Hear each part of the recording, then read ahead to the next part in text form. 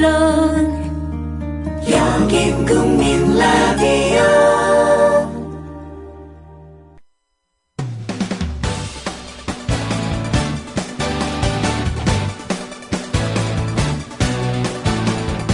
미디어 협동조합 서영석 이사장의 서영석 타임즈. 안녕하십니까. 2월 9일 월요일 서영석 타임즈 시작합니다. 날씨가 너무 춥다 보니까 정전이 됐습니다. 방송이 일부 중단됐는데요. 사과 말씀 전합니다. 지금 저희 미디어협동조합 국민TV 사정을 말씀드리면은 하루에 밤 9시부터 10시까지 1시간 방송하는 TV 스튜디오에는 비상발전기가 설치되어 있습니다. 비상발전기는 아니고요. 정전됐을 경우 한 30분 정도 계속 방송을 할 수 있는 축전지 같은 게 아마 설치되어 있는 모양입니다. 굉장히 비쌉니다. 수천만 원대에 달하는데요. 라디오 스튜디오에는 불행하게도 그런 게 없습니다. 지금 이 건물의 비상발전기와 연결하는 공사의 견적서를 받아보고 있는 중인데요. 한 돈 1,000만 원 든다고 합니다. 그래서 그거라도 해서 라디오 스튜디오도 혹시라도 정전이 됐을 때 방송이 중단되지 않도록 하겠습니다. 제가 여기저기 지역협의회 행사 주말이면 돌아다니는데요. 여러 조합원 분들께서 좋게 생각해 주시는 것은 감사합니다만은 저희 미디어협동조합 국민TV의 재정적 여력이 굉장히 좋은 걸로 생각하시는 분들이 많더라고요. 그렇지 않습니다.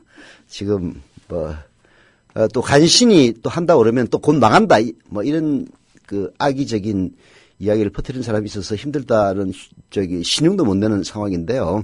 사실 지금은 여전히 어려운 상황이 계속되고 있는 중입니다. 아마 지금과 같은 월조합비 납부 조합원들의 숫자가 지금 현재 한 거의 14,000명이 넘어선 상태인데요. 한 2만 명 정도가 되면은 어느 정도 여력이 생기지 않을까 생각되는데, 그때까지는 여전히 힘든 상태입니다. 게다가, 작년 4월 1일부터, 월조합비를 받기 시작해서 거의 1년 가까이에 걸쳐서 14,000명으로 늘어났습니다. 그러면은 그 이전에는 훨씬 적은 분들이 월조합비를 냈다는 이야기인데 얼마나 어려웠겠습니까? 그런 점을 좀 양해해 주시기를 부탁을 드리겠습니다. 오프닝 하기도 전에 시간 많이 잡아먹었네요. 정전 때문에. 서울대 경제학부의 이중구 교수가 자신의 블로그 가지고 홈페이지죠. 올린 글을 오늘 소개해 드리겠습니다. 미국의 보수파들은 상속세를 사망세, 즉 데스 텍스라는 이름으로 부르기를 즐긴다고 합니다. 사망세라는 이야기입니다. 부정적인 이미지를 주기 위해서 그런 말을 씁니다.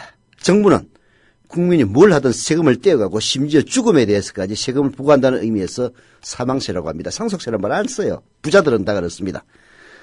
상속세에 대한 부정적인 의미를 부각시키기 위해 이미지를 부각시키기 위해 이런 말을 쓴다는 건 모두가 다 알고 있는 사실입니다. 이른바 털짜기, 프레이밍 이펙트, 털짜기 효과, 프레임을 설정한다는 얘기 많이 들어보셨죠? 털짜기 효과를 노린 교묘한 말장난입니다. 우리나라에서도 비슷한 일이 벌어지고 있습니다. 요즘 복지 그리고 증세에 관련된 논의가 무성한데요. 여기서 자주 등장하는 말이 무상복지라는 표현이라고 이중규 교수는 지적을 합니다. 그 말을 애용하는 건 주로 정부 여당 보수 언론들이고요. 그런데 이중규 교수의 말은 이렇습니다. 복지라는 것은, 즉 복지 프로그램이라는 것은 그 본질상 무상일 수밖에 없다는 거죠. 정부가 만약 무상이 아니라 대가를 받고 그 어떤 서비스를 제공한다면 그건 이미 복지 프로그램이 아닙니다. 복지라는 것은 그 전제가 무상일 수밖에 없는 것이죠. 그런데도 정부나 여당이나 보수 언론이 구태여 무상이라는 말을 앞에다 붙이는 것은 복지 프로그램에 대한 부정적 이미지를 부각시키려는 의도임에 한 점 의문이 없습니다. 미국의 보수파들이 사망세라는 표현을 즐겨 쓰는 것과 너무나도 같은 맥락이라고 이중규 교수는 지적을 합니다. 그동안 여러 가지 복지 프로그램이 임기응변적으로 무질서하게 도입되는 바람에 정리가 필요하다는 데 대해서 이의를 제기할 사람 아무도 없을 겁니다. 다양한 복지 프로그램에 대한 우선순위를 확립하고 먼 훗날을 내다본 청사진을 만든 다음 정세를 할 것인지 여부를 논의하는 것이 올바른 수준임이 너무나 분명하기 때문입니다. 그런데도 무상복지라는 말을 즐겨 쓰는 사람들은 지금 우리 사회가 너무 많은 돈을 복지 프로그램에 쏟고 있다는 그런 암묵적인 주장을 하는 겁니다. 이러다가 나라 살림이 거들날지도 모른다는 말이 꼭 뒤따릅니다. 며칠 전인가 정부 고위관료라고 표현을 했는데요. 김무성 새누리당 대표였죠. 과도한 복지 때문에 국민을 깨어르게 만들 것이 걱정이라는 말을 하는 것도 들었다고 이중국 교수는 이야기합니다. 정말로 지금 우리 사회가 복지 프로그램에 너무 많은 돈을 쏟아부어서 나라 살림이 거들날 지경이냐? 절대 그렇지 않다는 겁니다. 우리는 국민이 정부의 복지 혜택만 바라고 게으름을 부리는 복지병을 걱정해야 될 상황이 아니라는 겁니다. 정부의 사회복지 관련 지출 통계를 보면 아직도 우리나라는 선진국보다 크게 낮은 수준입니다. 절반도 되지 않은 수준입니다. 지난해 우리나라 국민 총생산 GDP 대비 사회복지 지출 비율은 10.4%, 100원 중에서 10원 지출했습니다. 경제협력개발기구 28개 조사 대상국 가운데서 꼴찌였습니다. 우리나라가 거들날 지경이면 이미 선진국들, 프랑스나 핀란드나 복지 선진국들입니다. 노르웨이 같은 나라는 이미 나라가 망해도 벌써 망해서 국제적인 거지가 돼 있어야 합니다. 무상복지 운운하는 사람들이 즐겨드는 예를 보면 반드시 이 무상급식이 그 속에 끼어 있습니다. 무상급식에 소요되는 예산이 2조 원입니다. 그 2조 원이라는 돈 시궁창이나 쓰레기통으로 쏟아버리는 게 아니라 우리의 어린이들에게 따뜻한 점심을 먹이는 데 쓰는 돈입니다. 게다가 그 2조 원은 고스란히 급식을 제공하는 사람들, 그 급식업자들의 소득이 됩니다. 사회강 파헤친답시고 자원개발한답시고 몇십조 원의 헬세를 시궁창으로 쏟아부은 이 정부가 2조 원 들여서 아이들 점심 먹이는 게 아깝다고 호들갑대는 모습 정말 가관입니다. 종합부동산세만 죽여버리지 않았어도 무상급식에 필요한 예산보다 훨씬 더 많은 세금 걷어들일 수 있었을 겁니다. 이종규 교수는 종합부동산세 지적을 하는데요. 법인세, 감세로 매년 9조 원 이상의 감세 효과가 발생하고 있다는 전문가들의 지적도 있습니다. 이명박이 감세해준 이후 지금까지 5년 가까이 흘렀는데요. 9조 원이면 5, 9, 45조 원입니다. 그 정도 돈이 있었으면 박근혜가 지금은 거의 사기로 판명이 났던 복지 프로그램 모두 하고도 남는 돈입니다. 전에 무상급식 논쟁이 벌어졌을 때 재벌 아이에게도 공짜 점심을 줘야 하느냐는 말이 나왔는데요. 김무성 대표도 그런 얘기했죠. 이건희 아들에게도 그러면 공짜 점심을 줄 것이냐 이런 비슷한 얘기를 했는데요. 재벌 아이에게 공짜 점심 주는 거 전혀 문제가 없습니다. 대신 그 재벌 아버지에게 더 많은 세금을 걷어서 수많은 아이들에게 공짜 점심을 줄 수 있다면 그 재벌 아이에게 공짜 점심을 주는 게 무슨 문제가 되겠습니까? 오히려 돈 많은 사람들에게는 유상으로 점심을 제공하고 돈 없는 아이들에게는 무상으로 점심을 제공하는 유상과 무상이 한 교실 안에 공존할 때 그것이 아이들에게 주는 박탈감이 그로 인해서 생기는 마이너스 효과가 몇 조 원 더 될 겁니다. 복지 프로그램에 필요한 예산을 어떻게 조달하느냐에 따라서 효과가 판이하게 달라질 수 있는데도 불구하고 우리나라의 자칭 보수파들은 복지 예산 타령만 늘어놓습니다. 우리 사회는 결코 복지 과잉 사회가 아닙니다. 우리 사회의 복지 프로그램 아직도 소외계층 모두 보듬기에는 턱없이 모자랍니다. 왜 서민들이 희망을 잃고 줄줄이 자살을 하겠습니까? 그리고 복지 프로그램을 위해서 세금을 더 내는 부자가 일방적으로 손해를 보는 것도 아닙니다. 사회복지의 확충을 통해서 더 조화롭고 더 안전한 사회가 된다면 부자들도 큰 이득을 얻습니다. 미국에서 슈퍼 부자들에 대해서 소득세에서 무려 91%를 세금으로 뗐을 때 부자들이 세금이 유축돼 가지고 해외로 도망갔습니까? 그렇지 않습니다. 더 많은 돈을 기부하고 그리고 투자를 했습니다. 그리고 그로 인해서 생기는 그 명예를 즐겼습니다. 우리 사회 가진 자들 도대체 뭐합니까? 매일 신문과 방송을 도배하다시피 하는 무상복지란 말 더 이상 보지 않았으면 좋겠다는 이중규 교수의 말. 이 나라의 정부나 여당이나 그리고 박근혜 대통령이나 다른 무엇보다도 슈퍼 부자들 가슴에 새겨야 됩니다. 자기가 갖고 있는 돈 죽으면은 그 돈 쓰고 죽을 겁니까? 가난하고 헐벗은 사람들에게 그 돈을 기부하고 그리고 그들의 복지를 위해서 씀으로써 생길 수 있는 무형의 자산 두고 존경을 받을 수 있는 그런 기회를 잡는 그래서 노블리스 오블리지라는 말이 우리 사회에서도 통용되는 그런 사회가 되기를 바라면서 잠시 광고 듣고 시작하겠습니다. 다음은 무엇일까요? 겨울밤 야식으로 숙취와 감기 예방에 좋은 과일입니다. 겉은 쫄깃하고 속은 부드럽고 정답! 반건신? 네, 맞습니다.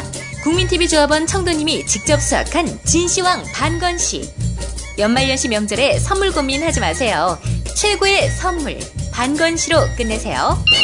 010-2128-2644 010-2128-2644 다음 검색창에 진시황 반건시를 검색하세요. 나라가 이 꼴인 듯 맛있는 반건시라니.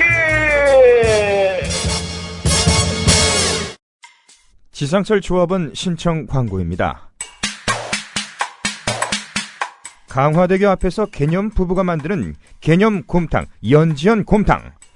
연지연이란 가마솥의 장작불로 온종일 구워내는 곰탕을 서로 나누어 이어지는 인연이란 뜻입니다. 연지연 곰탕이 민주주의를 열망하는 조합원 여러분과 국민의 건강을 책임지겠습니다. 곰탕 포장 판매는 한 팩 800g에 7,000원이며 7팩 이상은 무료 배송으로 드립니다. 연지연 곰탕은 강화대교 입구에 위치해 있습니다. 단체 주문 예약 및 포장 주문 전화번호는 010-7252-1114 010-7252-1114 031-989-9968 조합원 단체 예약은 10% 할인해드립니다.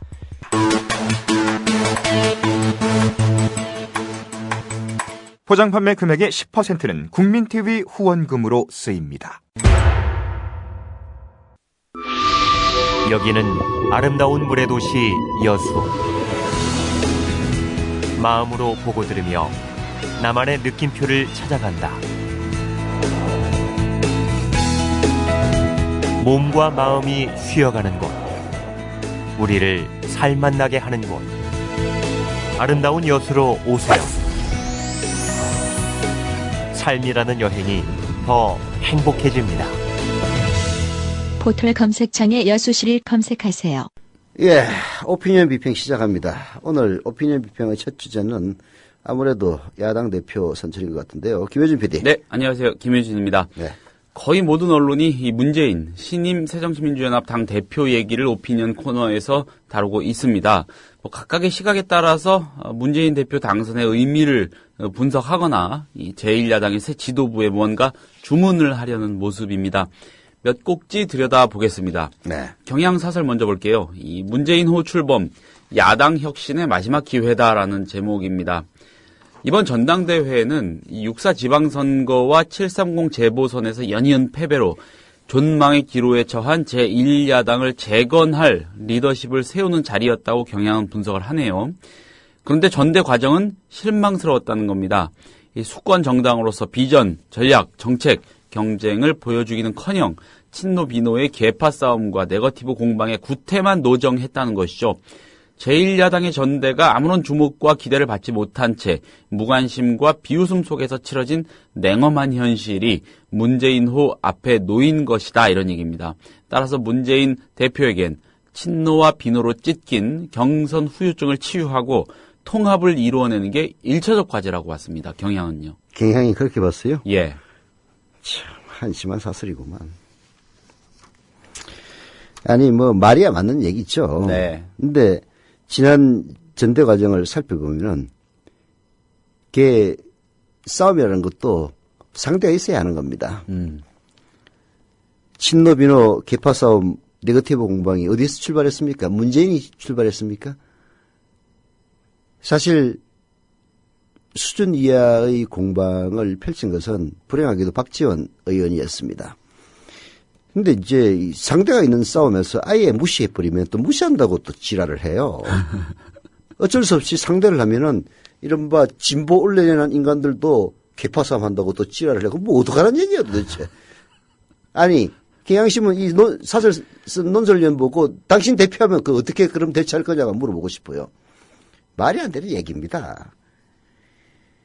친노와 비노로 찍힌 경선 후유증을 치유하고 통합을 이루는 게 1차적인 과제다라고 얘기하는데 이것도 말도 안 되는 얘기야. 자, 그러면 왜 친노 비노 싸움이 일어났겠습니까? 문재인이 대표가 되면은 다음 총선에서 공천권을 쥐고 있어가지고 나에게 불이익을 줄지도 모른다라는 그런 불안 때문에 생기는 그렇죠. 거 아닙니까? 친노가 장악할 것이다. 네. 이런. 근데 문재인이 만약에 총선 공천을 제대로 하려면은 그렇게 개파 나눠먹기로 해가지고 국민들 지지를 받겠습니까? 결국은 참신한 인물들을 영입할 수밖에 없어요. 그러면은 그 참신한 인물들을 뭐라고 얘기하겠습니까? 문재인이 영입했으니까 친노라고 분명히 얘기할 겁니다.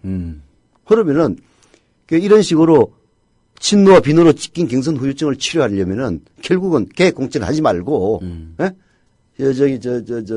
호남 호남 주류들에게 야 니들도 좀 먹고 나눠 먹게 하라는 얘기 아니에요. 이게 무슨 이런 사세에 있습니까?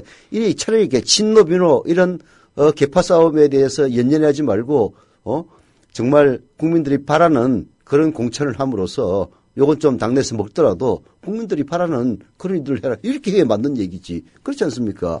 아니 친노 비노로 지킨 경선 유치를 치유하라는 얘기는 결국은 호남 당권파 주류들에게 뭐 좀 나눠주라는 얘기란 말이에요. 네. 그러면은 당연히 치료가 되지. 이런 걸 사설이라고 써놨어. 아이고, 경향신문. 한겨레로 가보겠습니다. 한겨레는 또 어떻게 한심하게 쓰는지 한번 봅시다. 국민에게 희망 주는 강력한 야당 돼야라는 제목인데, 네.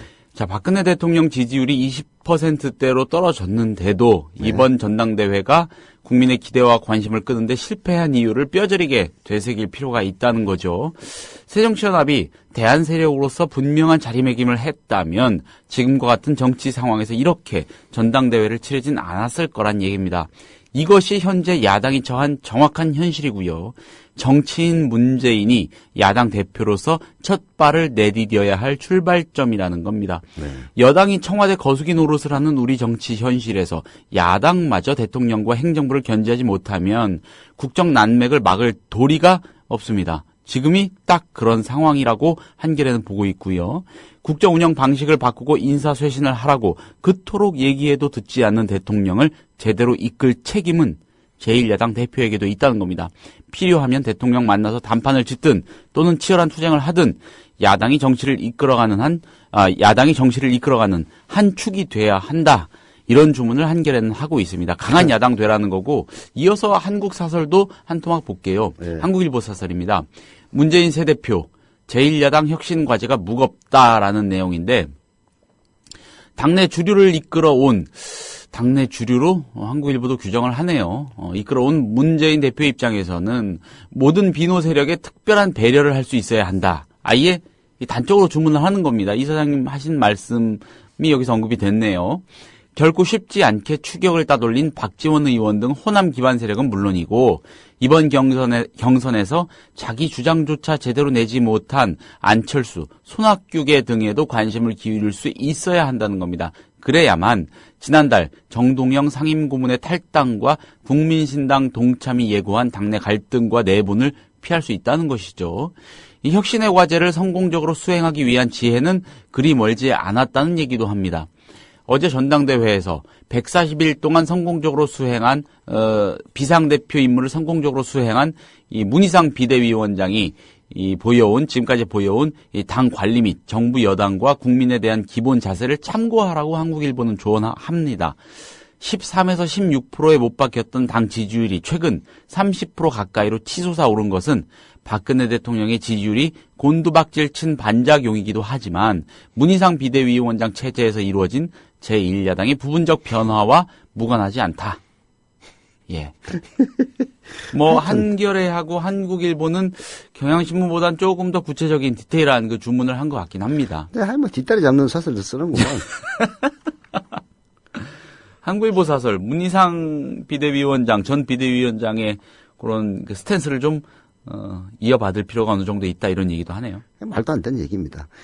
우선 한겨레 사설도 이번 전당대회가 국민의 기대와 관심을 끄는데 실패한 이유를 뼈저리게 되새기라고 얘기하는데 네. 사실은 이번 전당대회가 국민의 기대와 관심을 끌 수 없도록 만든 우리나라의 자칭 진보 개혁 언론들의 자기 실력을 반성해야 됩니다. 아니 그러면은 서청원이하고 김무성이가 싸울 때 그게 무슨 아름다운 일이라고 친박과 비박의 니전 투구였는데 그거를 국민적인 관심을 끄는데 성공했던 이유가 뭡니까? 보수 언론들이 그냥 그 기사 써주고 방송에서 떠들어주니까 그런 거 아닙니까? 그래서 사람들이 뭐 친박과 비박이 서로 싸움하는구나 이렇게 관심을 끌게 만들었거든요. 근데 이번 전당대회는 사실상 지난 대선에서 패배했던 그래서 거의 정계 1선에서 물러나시피 했던 문재인이 당대표로 나오는 대단히 관심 어린 선거입니다. 예. 이런 선거를 관심을 끌지 못하도록 관심을 끌도록 만들지 못한 언론들의 진보 진영 언론들 책임이 더 큰 거지. 무슨 여기서 마치 자기는 이런 게 아니 박근혜의 유체이탈 욕할 거 하나도 없어요. 대한민국 언론들도 다 유체이탈입니다. 아니 실력이 시원찮아 가지고 솔직한 얘기로 문재인 나왔으면은 봐요. 지지도 30% 올라가는 거 보십시오. 민심은 문재인에 대해서 관심을 갖는다는 이야기입니다. 아까 무슨 문희상이가 어쩌고 저쩌고 해가지고 지지율이 오른 게 아니라 대선에서 48%를 얻었던 문재인이 당대표로 나온다니까 저 새끼 죽을로 나왔구나라고 얘기하는 그런 인간들부터 시작해가지고 아니면 진짜 지지하는 사람들이든 여하튼 관심을 끌어서 야 김한길이 때보다는 낫겠지 해가지고 지도 오른 거예요. 무슨 문희상이가 이게 진짜 깨비 뒷다리 나는 소리입니다. 그러면은 지금 최근에 새정치연합 지지율이 좀 오른 거는 전적으로 전대 효과죠. 이건 100% 전대 효과입니다. 컨벤션 효과다. 아니 문희상이야 뭐 이상한 청탁했는데 걸려가지고 그것도 그냥 여당에서 아무 소리 안 하고 오히려 표가가 먹는 짓만 했지 무슨 문희상이가 제대로 했어요. 솔직한 얘기로. 그렇지 않습니까? 그리고 전당대 하기도 전에 박정희 묘소 참배한다고 해가지고 문재인이 그냥 입장 곤란하게 만든 것도 사실은 문희상이 아닙니까? 그 참배 얘기로 바로 넘어가 보겠습니다. 예, 말이 나왔으니까. 네. 중앙일보 사설이 그 얘기를 짚네요. 박정희 참배하겠다는 문재인 통합의 리더십 보여주길이라는 제목입니다. 자, 문재인 대표는 대표 수락 연설을 통해서 총선을 승리로 이끌어 정권 교체를 이루겠다고 강조했죠. 아울러서 이승만 박정희 전 대통령 묘소에 참배하겠다는 의사도 밝혔습니다. 오늘 갔다 왔겠죠, 지금쯤이면? 네. 지난 대선 당시 문재인 대표는 김대중 전 대통령 묘역만 참배하고 끝내 이박 전 대통령 묘소 참배를 거부함으로써 지도자답지 못하다는 비판을 받았었다고 중앙은 얘기합니다. 자, 늦었지만 이박 전 대통령 묘역을 참배하겠다고 한 건 다행스럽고 진일보한 것으로 환영받을 만하다고 평가를 하네요. 또한 이런 통합의 리더십을 곳곳에서 발휘한다면 잃었던 신뢰를 되찾을 수도 있을 것이라고 중앙이 조언을 합니다. 중앙이 그야말로 이거는 DDR 딸딸이 수준이고 정치인으로서 문재인의 선택을 이해는 합니다만은 대단히 유감입니다라고 저는 얘기할 수밖에 없습니다.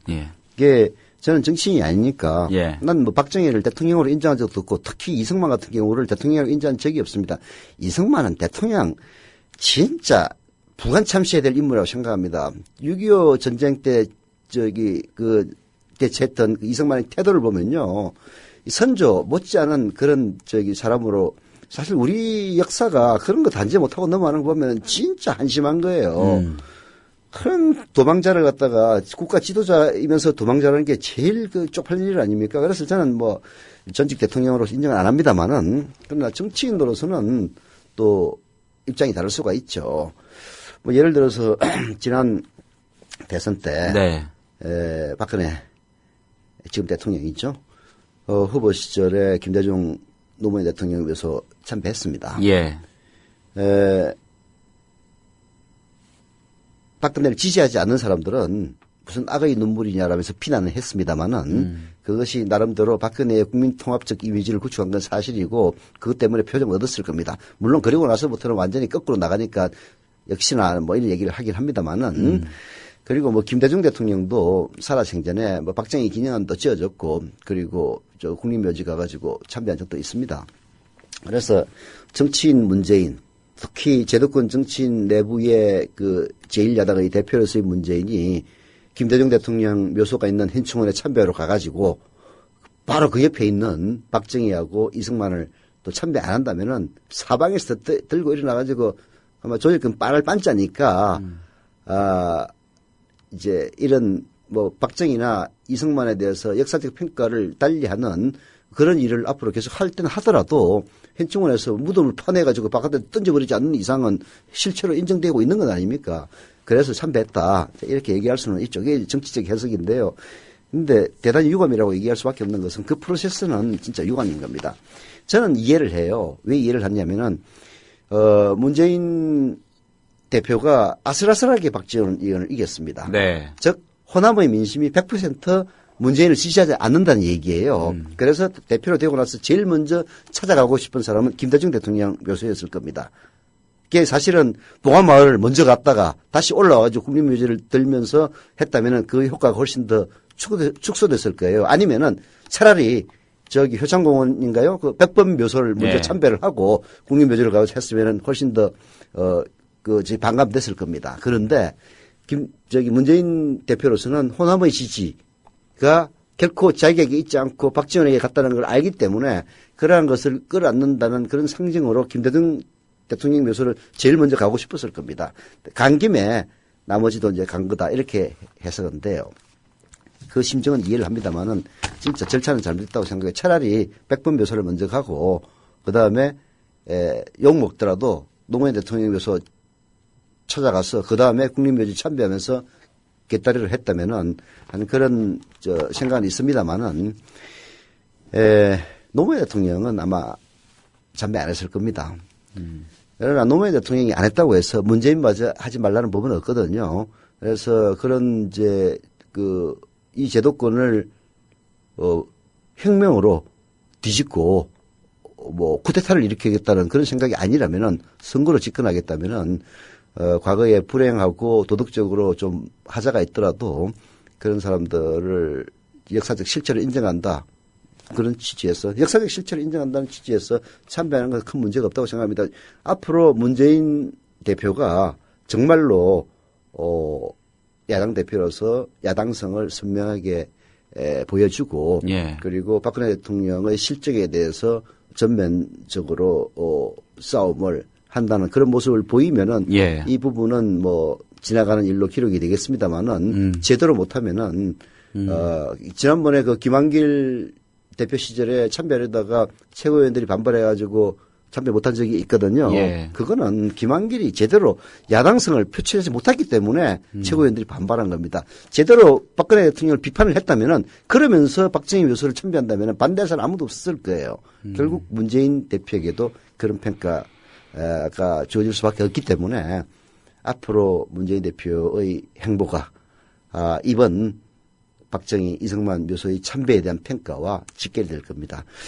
근데 이제 대부분의 그 제도권 정치를 전면적으로 부인할 수가 없는 언론들은 큰 비중 있게 다루지 않아요. 그러나 저처럼 제도권 필요 없어. 그럼 박정희 절대 인정할 수 없어. 이승만 더더욱 그래. 라는 사람들은 문재인이 하필이면은 사실은 이제 김대중 대통령 묘소를 참배하면서 곁다리로 간 겁니다. 근데 김대중 대통령 묘소 참배했다는 얘기는 다 빼버리고 박정희 있었다고 이렇게 얘기하는 건데, 물론 이제 과거 지난 대선 때 문재인 후보가 그때 참배 안 했어요. 안 했습니다. 요구가 있었는데도 불구하고 그런 독재 정권을 사과 없이 박정희에 대한 박근혜의 사과 없이 독재에 대한 사과 없이 내가 갈 수 없다 해가지고 안 간 적이 있거든요.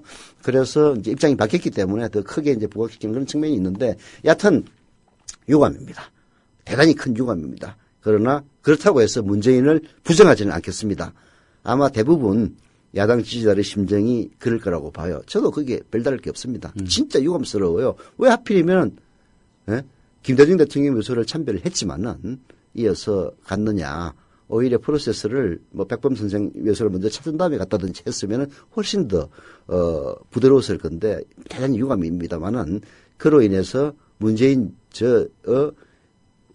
독재의 주구를 참배하는 나쁜 새끼, 전 야당 대표도 아니야라고까지 비난하고 싶은 생각은 없습니다. 그래서 향후 행보를 지켜본다.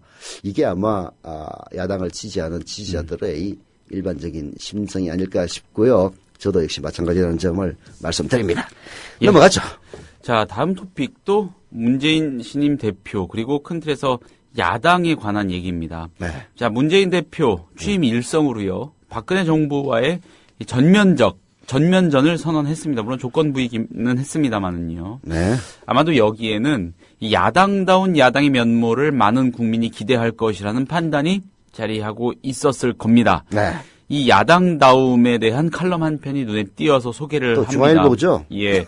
제가 뭐 찬성해서 아니면은 뭐 크게 공감을 해서라기보다는 아니 뭐 우리 어떻게 김효진 PD야 네. 셀렉팅을 하는 그렇죠. 기자니까 얼마든지 할 수가 있죠. 이 아니, 생각의 내가- 단초를 제공해 주는 것 같아서 네. 한번 골라봤습니다. 네. 자, 서울대 정치학과 교수죠. 강원택 교수가 중앙 칼럼, 중앙 시평에 쓴 글입니다. 야당다운 야당이라는 것. 예. 요즘 우리 사회 관심, 고용, 주거, 교육, 퇴직 이후의 삶 등 실생활과 관련된 문제에 집중이 돼 있다고 강원택 교수는 진단을 했습니다. 그리고 이와 동시에 지속 가능한 발전, 또 미래 성장 동력, 함께 더불어 사는 삶과 관련된 사안도 중요하게 논의되고 있죠.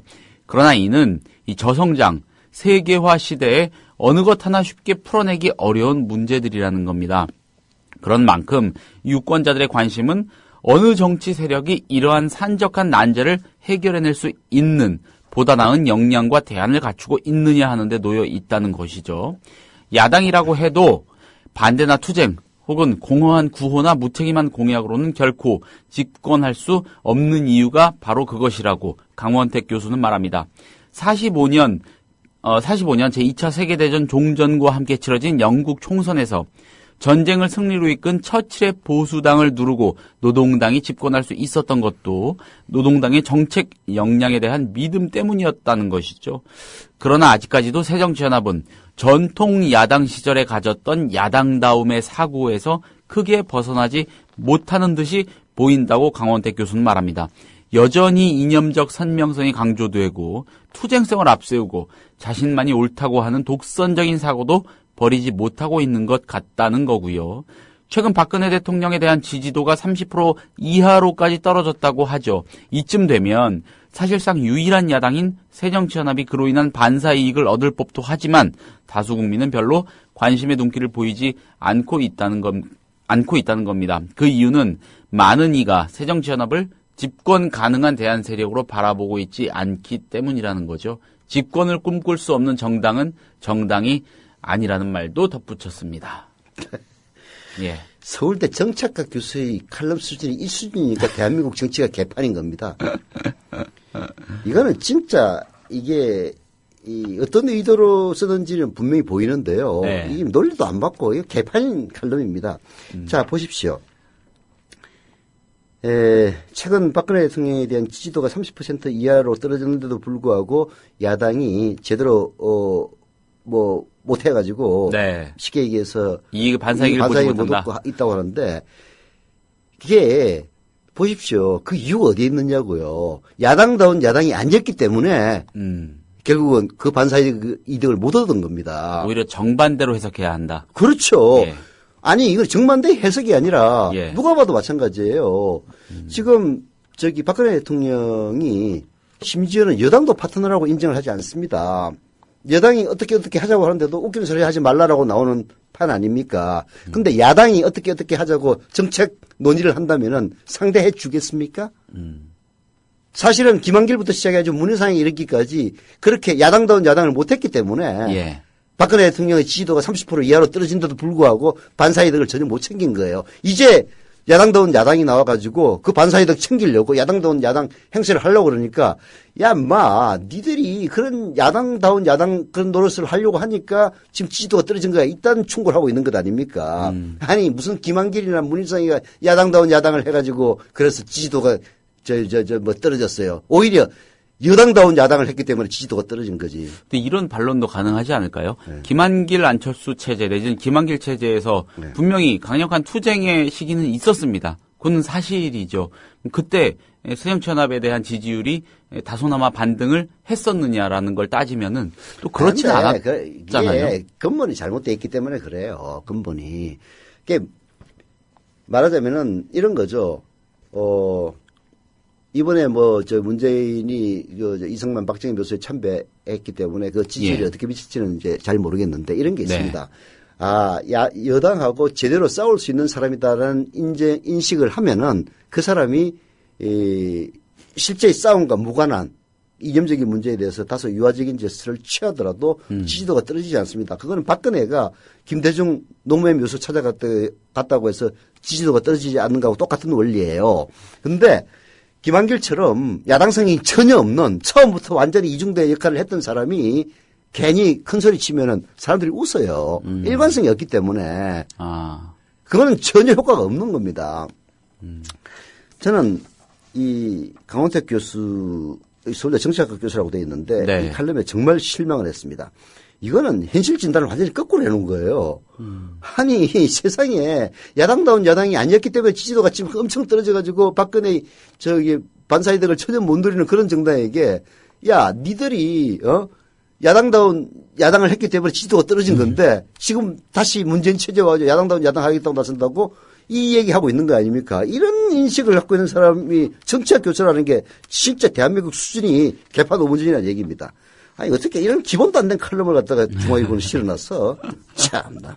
강원택 교수가 그래도 정치학계에서는 포지션이 꽤나 큰 걸로 알고 있는데. 정치학에서는 뭐 이론은 어떨지 모르겠지만 네. 현실 정치를 보는 눈은 이거 보세요. 이게 말이 되는 얘기야. 아니 읽어보시라고. 영국 총선에서 전쟁을 승리를 끝내 처칠이 보수당을 놓고 노동에 집권할 수 있었던 것은 정책 정당이었기 때문에 그렇다. 맞을 수도 있어요. 예. 그건 처칠이었기 때문에 가능한 겁니다.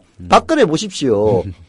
아니 지금 여당에서도 여당도 무시하는 새누리당도 무시하고 심지어는 같은 내각 내에서 진영 같은 보건복지부 장관이 말 안 듣는다고 바로 모가지 쳐버리고 이런 대통령 안에서 그래서 정책 운운하고 있으면은 예. 김한길이 짱 나는 거예요. 그렇게 하라는 얘기 아니야. 이게 무슨 아이고 그 중앙일보 칼럼으로 딱 맞습니다. 넘어가시죠. 네. 자, 오늘자 한겨레 신문 보셨는지 모르겠습니다. 다들요. 네. 일면 톱 기사의 제목이 전 굉장히 인상적이었습니다. 이런 총리 괜찮으시겠습니까? 괜찮겠습니까네요. 이런 총리 괜찮겠습니까? 네. 예. 이완구 국무총리 후보자 얘기죠. 네. 부동산 투기, 병역 기피, 네. 논문 표절, 황제 특강, 특혜 채용 의혹에 이어서 이번엔 언론 탄압까지.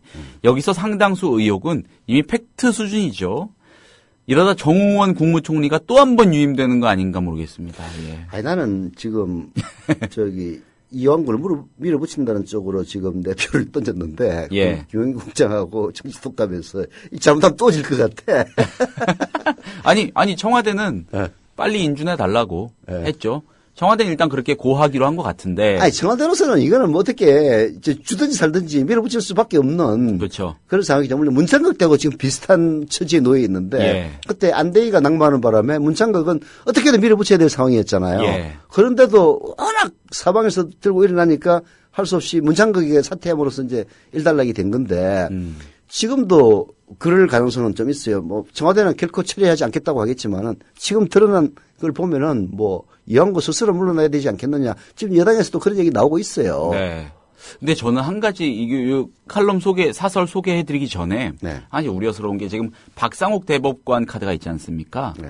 사실 이 사람도 이거 만만치 않잖아요. 그렇죠. 근데 이 둘 중에 한 명은 좀 살리자 해가지고 둘 다 그러면 안 될 사람인데 한 명 정도는 어떻게 살아나는 그림이 결과적으로 만들어지지 않을까. 둘 다 안 되는 거죠, 이거는.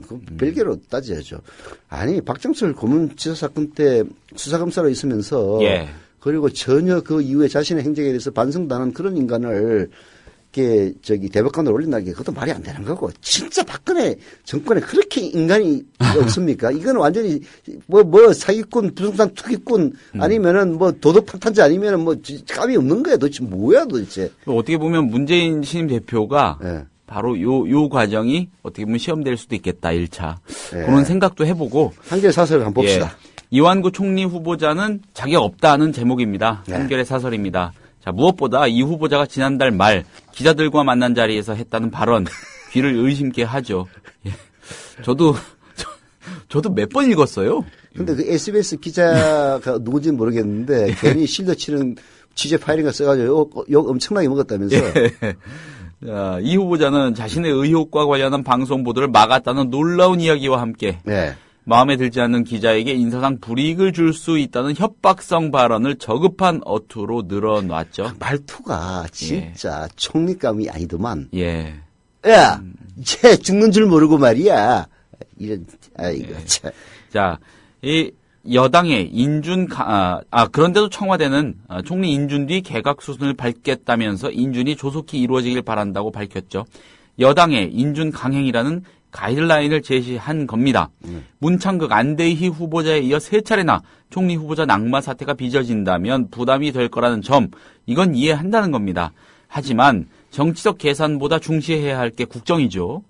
이완구 후보자가 이대로 총리가 된들 산적한 국정과제를 풀어가는데 꼭 필요한 국민의 신뢰나 존중을 얻을 수 있겠느냐 이런 겁니다. 예. 자, 중앙사설도 이어서 한번 보겠습니다. 네. 예, 총리 후보자의 언론관, 지금이 독재 정권 시절인가라는 제목입니다. 자, 방송사 간부에게 전화해 특정 패널을 뺐다고 자랑했다는 일.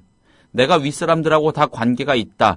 걔는 되고 걔는 안 되라면서 언론사 인사에 개입할 수 있다는 암시까지 한 일. 지가 죽는 것도 몰라요. 어떻게 죽는지도 몰라란 말에 이르러서는 총리 후보 입에서 나온 얘기인지 믿어지지 않을 정도라고 중앙일보마저도 개탄합니다. 예, 이 후보자의 시계는 옛날 독재 정권을 향해 거꾸로 도느냐고 따져 묻기도 하고요.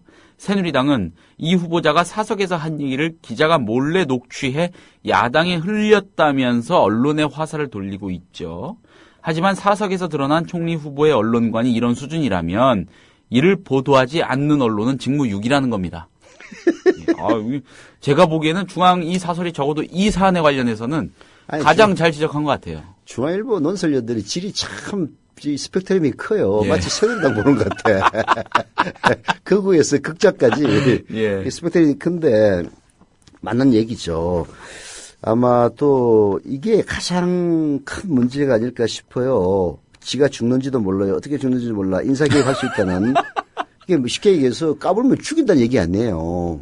정말 조롱하고 정말 우습게 보는 어떤 그런 거잖아요. 그러니까 이거를 이제 어떤 기자가 밥 먹는 데서 이게 녹음해가지고 네. 나중에 녹취록으로 이제 흘린 것 아닙니까? 네. 중앙일보 얘기가 맞는 겁니다. 이걸 보도하지 않는다면 그것이야말로 언론의 직무유기다는 그렇죠. 얘기에 예. 찬성을 하면서 네. PD 브리핑으로 넘어가죠. 넘어가기 전에요. 예. 제가 보기에 이완구 후보자의 이런 자세가 예. 지금 현재 대한민국 보수 기득권층에 있는 사람들이 보이는 공통적인 그런 태도, 구악스러운 태도 같아요. 그렇죠. 저 그런 장면 많이 우리 봤어요. 김효진 PD가 이 통찰력이 있구만. 이 인간들이 예. 사석에서는 그렇게 생각하는 거야. 네. 사실 이명박근혜 정권 이후에 방송 장악 다 했고 종편들은 다 지들 편이라고 생각하고 있고 네. 지들이 지금 종편도 사실 간당간당하거든요. 여러 가지 그 규정에 안 맞는 게 많아가지고 언제든지 이 방송권을 휘소할 수 있는 이런 상황이기 때문에 항상 종편이 제2인허가 재심사할 때쯤 되면 정부에 약해질 수밖에 없습니다. 그렇죠. 예. 그런 사정을 잘 파악하고 있기 때문에 그런 얘기를 할 수 있는 건데요. 얘들의 수준이 그래요. 사석에서 얘기할 때는 이런 지금은 이제 지도부 바뀌면서 관뒀죠. 김재원 전 원내수석 부대표. 예전에 기자들하고 뭐 술인가 밥 먹는 자리에서 아주 소리를 지르면서 내가 니들 정보 보고 다 볼 수 있다고 까불지 말라 이런 식으로 얘기했다 혼쭐이 나서 기자단 정론관 돌아다니면서 한 명 한 명 다 찾아가면서 악수하고 죄송하다고 한 적이 있거든요. 왜 속내는 못 감추는 것 같아요. 그리고 예전에 악수하면서 사과했다고 예. 볼 수 있는 정보 보고 안 보겠어? 그렇죠. 다 보는 거지. 그리고 예전에 용산 참사 사건을 서울지검이 할 때요. 그때 담당 수사계통에 아주 책임 있는 자리에 있던 검사가 기자들하고 티타임 하는데 어느 언론이라고 제가 말은 하지 않겠습니다. 어느 언론이 검찰을 조금 까는 기사를 썼어요. 그랬는데 뭐 티타임 때 원래 편하게 말을 하는 자리라고 하지만은 그 기사 쓴 기자를 가리키면서 내가 누구 기자 만약에 저다 그러면 김 기자가 데스크대 고등학교 후배 내가 어제 통화했어. 그러지 마.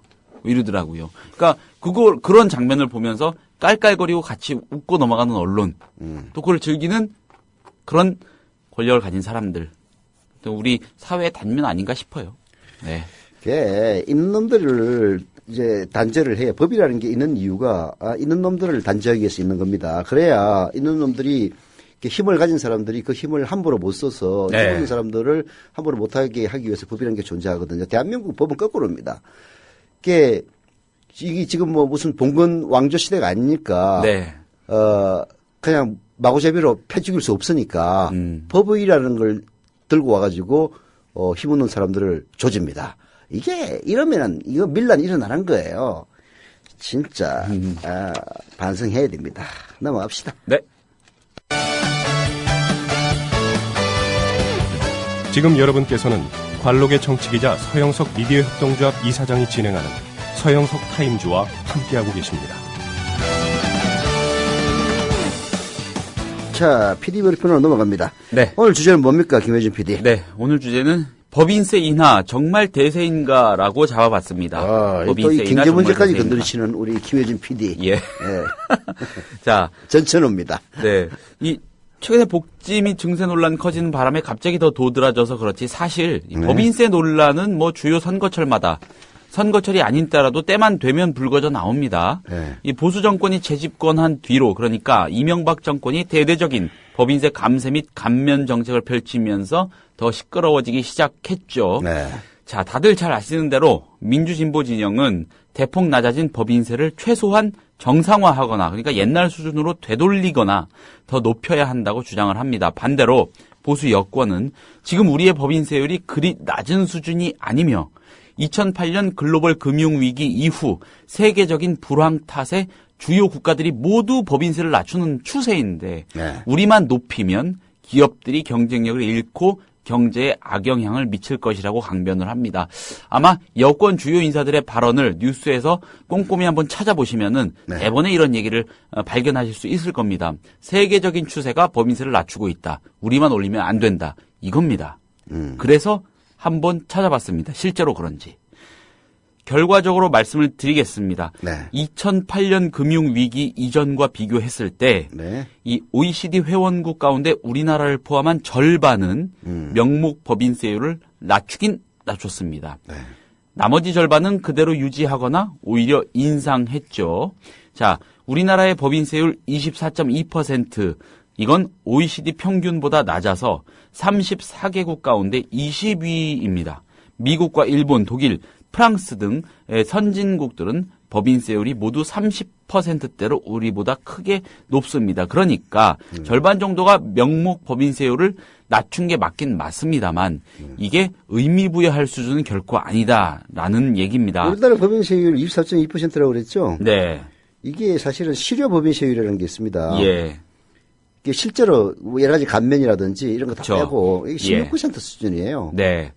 자, 물론 OECD 회원국의 평균 법인세율은 글로벌 금융위기가 몰아닥친 2008년 이 26%에서 지난해 25.3%로 소폭 낮아지긴 했습니다. 글로벌 금융위기 이후에 내려가긴 했다는 얘기입니다. 그러나 이는 큰 폭으로 법인세를 낮춘 몇몇 국가들이 평균에 영향을 미친 것뿐이고요. 네. 법인세를 낮추는 게 대세라고 규정하기에는 어려운 수치임에 틀림이 없습니다. 그리고 평균을 낮춘 데는 우리나라도 한몫했습니다. 자, 우리나라가 낮춰가지고 전체로 낮춰놓고 그렇죠. OECD가 낮춰준다고 이렇게 구라를 핀다는 얘기구만. 예, 물론 다른 나라 얘기로 다시 좀 돌아가 보겠습니다. 네. 미국과 일본, 영국, 스웨덴 등 17개국이 최근 법인세를 낮춘 건 사실입니다. 그러나 미국은 최고 세율을 39.3에서 39.1로 0.2% 줄구만. 0.2%포인트죠. 많이 일본은 내렸다. 39.5에서 37로 낮췄습니다. 이게 낮췄다고 의미 부여할 정도는 결코 아니라는 거죠. 네. 그리고 낮추긴 했습니다만 여전히 우리나라의 1.5배를 상회합니다. 네. 법인세를 큰 폭으로 낮춘 나라도 물론 있습니다. 자, 영국이 7%포인트나 낮췄습니다. 굉장히 많이 낮췄죠. 스웨덴 6%포인트 낮췄습니다. 네. 이런 나라들이 낮췄다면 정말 낮추는 게 대세 아닌가라고 할 수 있겠습니다만 영국은요. 소득세 최고세율을 50%로 높였습니다. 대신. 네. 100만 원 벌면은 50만 원 내놔야 되는 거죠. 네. 부자 증세 기조를 더 강화한 겁니다. 스웨덴의 경우 법인세를 낮추긴 했지만 고부담 고복지의 전형으로 증세와 복지가 이미 그 체계를 갖추고 있는 나라죠. 의미 부여할 수 없다는 겁니다. 네. 자, 중요한 건 법인세를 낮춘다고 해서 기업들의 투자가 늘어나지 않은 게 우리나라에서 이미 검증이 됐다는 점입니다. 네. 우리 기업들은 법인세 인하 뒤에 고용과 투자를 늘리는 대신 500조가 넘는 사내 유보금 쌓아두고 있습니다. 장하준 케임브리지대 교수 최근 라디오 인터뷰에서 아니 불가리아나 파라과이는 법인세가 10%인데 그럼 이런 나라들하고 경쟁하겠다는 거냐. 기업 활동을 장려하는데 법인세율 그렇게 중요한 게 아니다. 이런 지적을 했더라고요. 기업이 근로자에게 임금을 많이 주지 않다 보니까 법인세 대상이 되는 이득이 많아졌고요. 개인 사업자가 세율이 높은 소득세 대신 법인세를 내기 위해 법인사업자 등록을 많이 하다 보니 법인 세수가 실제보다 과장돼 있다는 지적도 많이 나옵니다. 예. 자, 예. 예, 우리 뭐 김효진 PD가 취재 잘했네. 이제 법인세를 낮춘다든지 예. 해가지고 이제 경제가 잘 되느냐.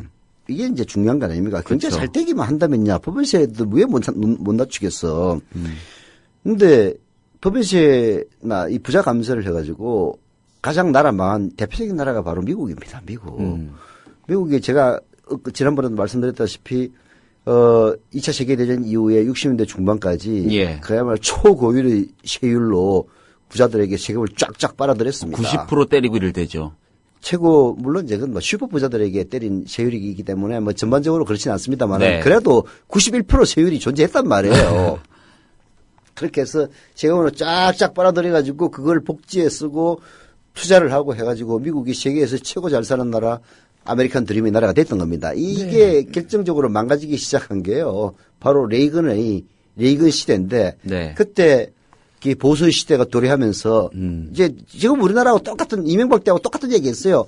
법인세를 낮춰주고 부자들에게 세금을 낮춰주면은 그게 결국은 돈을 쓴다 이거예요. 예. 낙수 효과라고 그렇지. 트리클 다운 네. 이펙트라 해가지고 그래서 밑에 아래계층에 있는 중산층이나 서민층도 그 혜택을 누린다. 이런 말도 안 되는 논리를 가지고 해봤어요. 레이건만 했느냐? 부시가 집권했을 때 부시 부자가 집권해가지고 다 해봤거든. 그래서 미국이 완전 망가져가지고 실제로 제 동서 저 위에 이제 동서가 LA 가가지고 그 양반의 이 부침을 보면은 미국이 얼마나 망가졌는지 알 수가 있어요. 한 20년 전에 미국 갔을 때는 진짜 잘 살고 최고였거든. 그래서 나도 거기서 대접 잘 받았죠. 근데 점점 올라가기 시작해가지고 지금은 진짜 지금 나이 60이 돼가지고도 그 가발 세일즈 한다고 가방 들고 다니는 그런 시대가 됐습니다. 그게 우리 동서가 뭘 잘 못 나가지고 그런 거 아니에요. 미국의 경제가 전반적으로 침체했기 때문에 그런 거란 말입니다. 예. 그 이유가 바로 감세와 법인세 인하 때문에 생겼다는 것을 누구보다도 잘 아는 경제학자들이 지금 와가지고 그따위 부자들의 지금 진짜 완전히 철진한 이런 논리들을 옹호하고 있고 그걸 갖다가 자칭 보수라고 하는 언론들이 나발 불고 있는 거 보면 진짜 패죽이고 싶어요. 네. 자, 그렇다면 네. 증세와 복지 증가 기조를 통해서 경제 상태가 더 나아진 사례 없는지 요걸 한번 살펴보는 것도 의미가 있겠습니다. 네. 아이슬란드를 예로 들 수 있습니다. 네. 아이슬란드 같은 경우는 글로벌 금융위기 2008년 금융위기 이후에 경제가 완전히 파탄이 났습니다. 그러니까 네. 작살이 났었죠. 다들 기억하실 겁니다. 네. 실업률이 1.8%였는데 얼마나 살기 좋은 나라였습니까? 8%까지 치솟았고요. 네. 국민 한 사람당 부채 우리 돈 5억 원까지 올랐습니다. 당시 IMF는 늘 하는 얘기죠. 네. 긴축 재정 요구했습니다. 아이슬란드에. 그리고 작은 정부로의 전환을 대대적으로 요구했죠. 그런데 아이슬란드는 긴축 재정 거부하고요. 네. 오히려 복지 늘렸습니다. 경제 위기 속에서도 국민이 빈곤해져선 안 된다. 네. 이런 기조에 따른 거였습니다. 정부 지출의 절반을 여전히 사회보장했었고요. 건강보험 예산을 증액했습니다. 실업수당 주는 기간도 오히려 2배로 늘렸습니다. 법인세 궁금하실 겁니다. 당시 아이슬란드 법인세와 자본이득세를 15%에서 20%까지 오히려 단계적으로 올렸습니다. 네. 게다가 한 달 수입이 620만 원, 우리 돈 620만 원 넘는 사람들한테 절반에 가까운 46%의 고세율을 매겼습니다. 약 4년간 한시적인 부유세까지 도입했습니다. 네. 그 결과 2013년 아이슬란드의 실업률 8%에서 4.9%로 내려갔고요. 2010년까지 마이너스였던 경제 성장률 2011년에 불과 3년 만에 플러스로 돌아섰습니다. 그리고 2013년엔 무려 2.8% 성장률 기록했습니다. 반면에 그리스, IMF의 권고대로 복지를 대폭 축소하고 긴축재정 펼쳤습니다. 그 결과는 부채 탕감을 시도하겠다는 급진 좌파 정당, 이른바 급진 좌파 정당의 출현으로 이어진 겁니다. 여권이 법인세 증세 불가와 복지 축소를 주장하는 것 자체를 비난할 수는 없겠습니다. 그러나 적어도 세계적인 추세가 그러하기 때문에 우리도 법인세를 높이면 안 된다고 하거나 다른 나라의 사례를 봤을 때 법인세를 높이고 복지를 높이면 경제가 더 나빠진다는 그런 얘기한다면 적어도 그건 거짓말이라고 봐도 무리는 아닐 것 같습니다. 해외 사례를 보니까 그렇다는 얘기입니다. 오늘 PD 브리핑은 여기까지입니다. 여기까지 하면 어떻게 시간이 아직 많이 남았는데. 네, 이사장님 말씀하실 시간을 드리는 거죠. 이런 거죠. 네. 경제가 역동적으로 성장할 때는 네. 이게 복지를 늘리면은 복지병이 됩니다. 네. 쉽게 얘기해서 쉽게 취직해가지고 쉽게 돈 벌 수 있고 쉽게 저축도 되고 저축을 모으면 집을 살 수 있는 그런 식의 복지를 막 늘려버리면은 일을 안 하니까 그렇잖아요. 그럼 복지병 돼요. 근데 일자리가 줄어들고 쪼그라들고 했을 때는 복지를 안 늘리면은 사회 자체가 망가지는 거야. 그리스와 아이슬란드 비교 잘했는데요. 그런 케이스입니다. 예. 쉽게 얘기해서 IMF 체제를 왔다는 얘기는 뭐 국가 재정이 파탄이 나고 뭐 전부 뭐 실업률이 치솟고 대개 부분 양극화거든. 이게 그 사회에 돈이 없는 게 아니라 돈이 부분에 집중돼 있기 때문에 문제가 생기는 거예요. 그래서 아이슬란드는 성공한 겁니다. 집중돼 있는 그 인간들한테 세금을 왕창 걷은 거야. 물론 그 후유증도 있었을 겁니다. 분명히 해외로 튀는 놈들이 존재했을 거예요. 우리나라 같으면은 뭐 세금 걷어가지고 해외로 튀어가지고 세금 때문에 나라 망한데 분명히 이질을 했을 거야. 안 봐도 비디오야.